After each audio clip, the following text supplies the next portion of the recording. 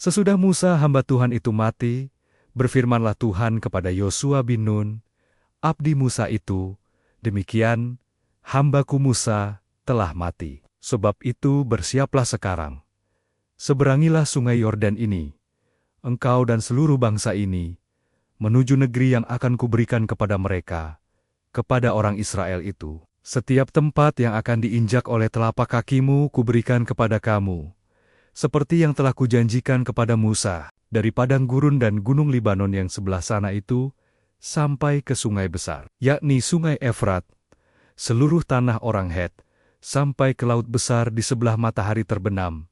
Semuanya itu akan menjadi daerahmu. Seorang pun tidak akan dapat bertahan menghadapi engkau seumur hidupmu. Seperti aku menyertai Musa, demikianlah aku akan menyertai engkau. Aku tidak akan membiarkan engkau, dan tidak akan meninggalkan engkau. Kuatkan dan teguhkanlah hatimu, sebab engkaulah yang akan memimpin bangsa ini, memiliki negeri yang kujanjikan dengan bersumpah kepada nenek moyang mereka, untuk diberikan kepada mereka. Hanya, kuatkan dan teguhkanlah hatimu dengan sungguh-sungguh. Bertindaklah hati-hati sesuai dengan seluruh hukum yang telah diperintahkan kepadamu oleh hambaku Musa. Janganlah menyimpang ke kanan atau ke kiri, supaya engkau beruntung kemanapun engkau pergi. Janganlah engkau lupa memperkatakan kitab Taurat ini, tetapi renungkanlah itu siang dan malam, supaya engkau bertindak hati-hati sesuai dengan segala yang tertulis di dalamnya. Sebab dengan demikian, perjalananmu akan berhasil, dan engkau akan beruntung.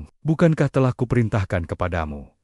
Kuatkan dan teguhkanlah hatimu, janganlah kecut dan tawar hati, sebab Tuhan, Allahmu, menyertai engkau, kemanapun engkau pergi.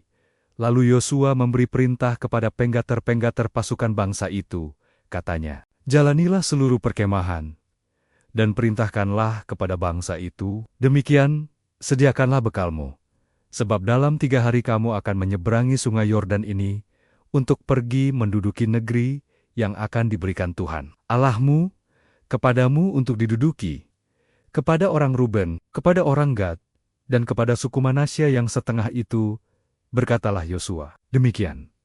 Ingatlah kepada perkataan yang dipesankan Musa, hamba Tuhan itu, kepadamu, yakni Tuhan, Allahmu, mengaruniakan keamanan kepadamu, dan memberikan kepadamu negeri ini.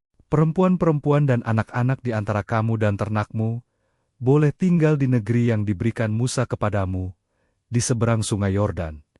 Tetapi kamu, semua pahlawan yang gagah perkasa, haruslah menyeberang di depan saudara-saudaramu dengan bersenjata, dan haruslah menolong mereka, sampai Tuhan mengaruniakan keamanan kepada saudara-saudaramu, seperti kepada kamu juga, dan mereka juga menduduki negeri yang akan diberikan kepada mereka oleh Tuhan, Allahmu. Kemudian bolehlah kamu pulang kembali ke negerimu sendiri, dan menduduki negeri yang diberikan Musa, hamba Tuhan itu, kepadamu di seberang sungai Yordan, di sebelah matahari terbit.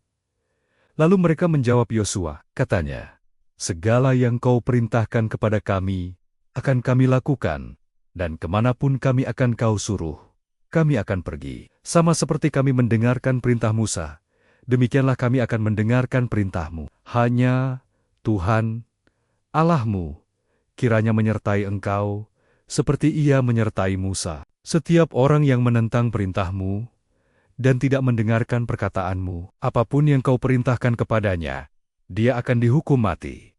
Hanya kuatkan dan teguhkanlah hatimu. Yosua bin Nun dengan diam-diam melepas dari Sitim 2 orang pengintai. Katanya, pergilah, amati-amatilah negeri itu, dan kota Yeriko, maka pergilah mereka, dan sampailah mereka ke rumah seorang perempuan sundal, yang bernama Rahab, lalu tidur di situ.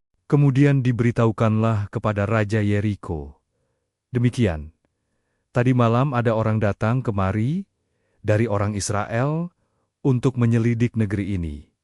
Maka, Raja Yeriko menyuruh orang kepada Rahab, mengatakan, bawalah keluar orang-orang yang datang kepadamu itu, yang telah masuk ke dalam rumahmu, sebab mereka datang untuk menyelidik seluruh negeri ini.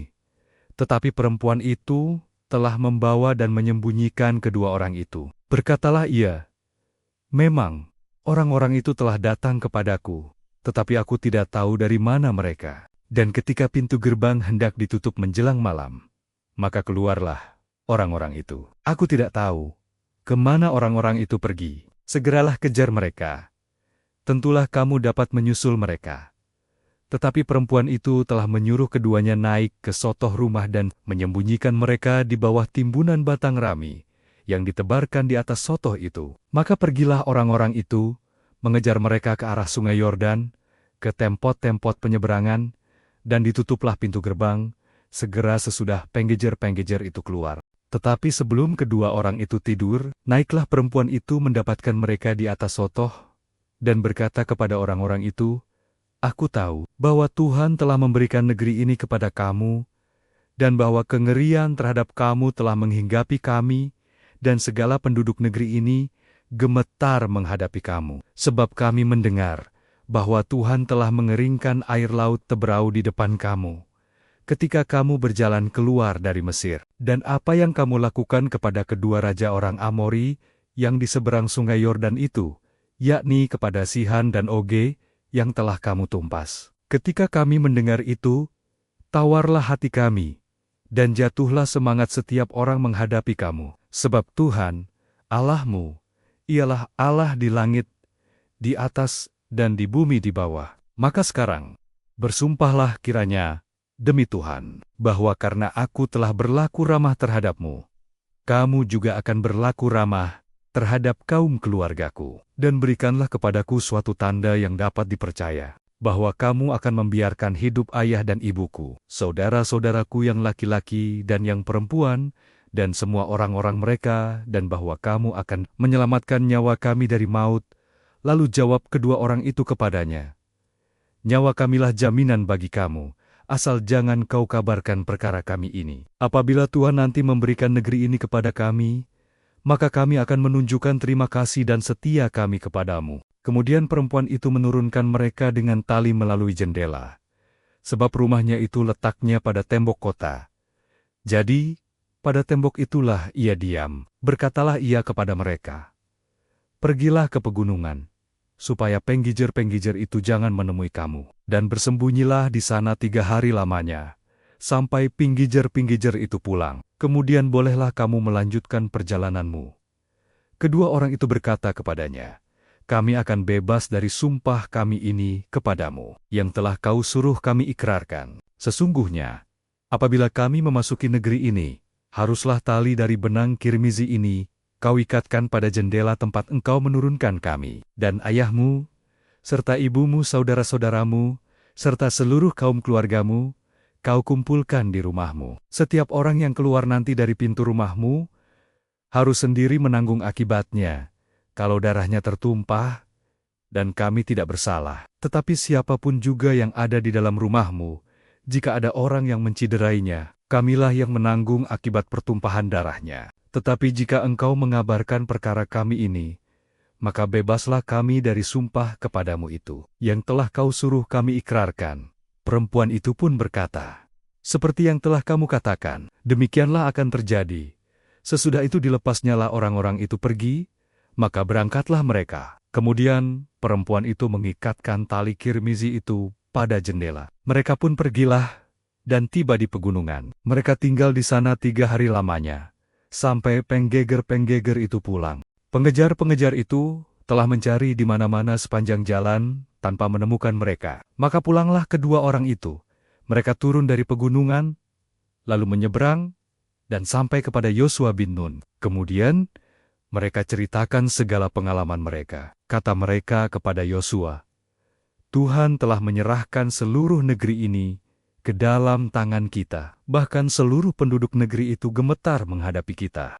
Yosua bangun pagi-pagi, lalu ia dan semua orang Israel berangkat dari Sitim, dan sampailah mereka ke sungai Yordan.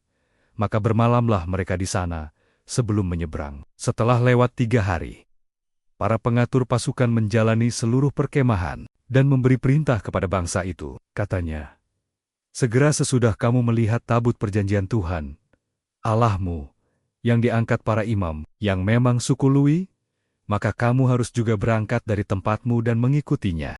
Hanya antara kamu dan tabut itu harus ada jarak, kira-kira 2.000 hasta panjangnya. Janganlah mendekatinya. Maksudnya supaya kamu mengetahui jalan yang harus kamu tempuh, sebab jalan itu belum pernah kamu lalui dahulu. Berkatalah Yosua kepada bangsa itu, "Kuduskanlah dirimu, sebab besok Tuhan akan melakukan perbuatan yang ajaib di antara kamu." Dan kepada para imam itu, Yosua berkata, "Demikian, angkatlah tabut perjanjian, dan menyeberanglah di depan bangsa itu." Maka mereka mengangkat tabut perjanjian dan berjalan di depan bangsa itu. Dan Tuhan berfirman kepada Yosua, "Pada hari inilah aku mulai membesarkan namamu di mata seluruh orang Israel, supaya mereka tahu bahwa seperti dahulu aku menyertai Musa, demikianlah aku akan menyertai engkau." Maka kau perintahkanlah kepada para imam pengangkat tabut perjanjian itu. Demikian, setelah kamu sampai ke tepi air sungai Yordan, haruslah kamu tetap berdiri di sungai Yordan itu. Lalu berkatalah Yosua kepada orang Israel, "Datanglah dekat dan dengarkanlah firman Tuhan Allahmu." Lagi kata Yosua, "Dari hal inilah akan kamu ketahui bahwa Allah yang hidup ada di tengah-tengah kamu, dan bahwa sungguh-sungguh akan dihalaunya orang Kanaan, orang Het, orang Hewi, orang Feris, orang Girgasi, orang Amori, dan orang Yebus itu dari depan kamu. Sesungguhnya, tabut perjanjian Tuhan semesta bumi berjalan menyeberang di depan kamu, masuk ke sungai Yordan. Maka sekarang, pilihlah 12 orang dari suku-suku Israel, seorang dari tiap-tiap suku. Segera sesudah kaki para imam pengangkat tabut Tuhan, Tuhan semesta bumi, berhenti di dalam air sungai Yordan, maka air sungai Yordan itu akan terputus. Air yang turun dari hulu akan berhenti mengalir menjadi bendungan ketika bangsa itu berangkat dari tempat perkemahan mereka untuk menyeberangi sungai Yordan.